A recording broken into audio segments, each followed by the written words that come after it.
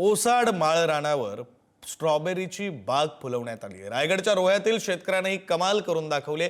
Winter don जातीच्या स्ट्रॉबेरीची लागवड करण्यात आली। स्ट्रॉबेरीतून शेतकऱ्यानं लाखो रुपये कमावले।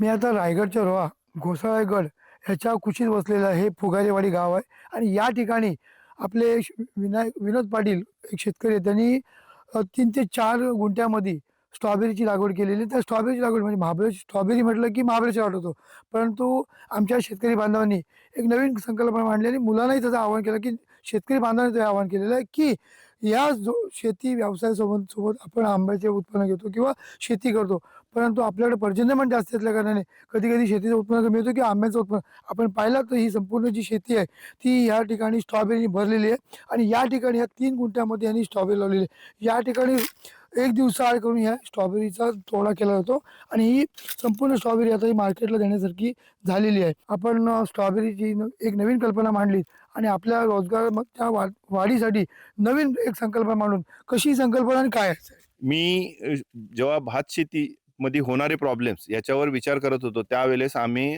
स्ट्रॉबेरीचं एक असं पीक आहे की आपण भात शेती जर लवकर कटिंग झाली, आपल्याकडे भात शेतीचं आपण हे उत्पन्न काढलं की लगेच जर लागवड केली तर चांगल्या पद्धतीने स्ट्रॉबेरी येऊ शकते.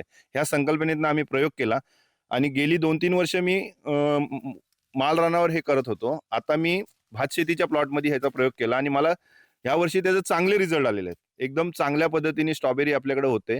विंटर डॉन या जातीची मी स्ट्रॉबेरीची वाण निवडलं आणि त्याचं वाईवरून मला रोपं उपलब्ध झाली. आता मला चांगल्या पद्धतीने ह्याचं नियोजन होतं आणि मी सेंद्रिय पद्धतीने काम करतोय, कारण गेली 7-8 वर्ष आम्ही सेंद्रिय पद्धतीनेच नियोजन करतो. याच्यापासून आपल्याला सरासरी 3 महिन्यामध्ये किती लाखाचं उत्पन्न होतं? साधारणपणे आमच्या ह्या प्लॉटमध्ये आम्हाला 1 ते 1.25 लाखापर्यंत ह्या 3 महिन्यामध्ये उत्पन्न भेटणार आहे. पुढे न्यूज सागर जैन, रायगड.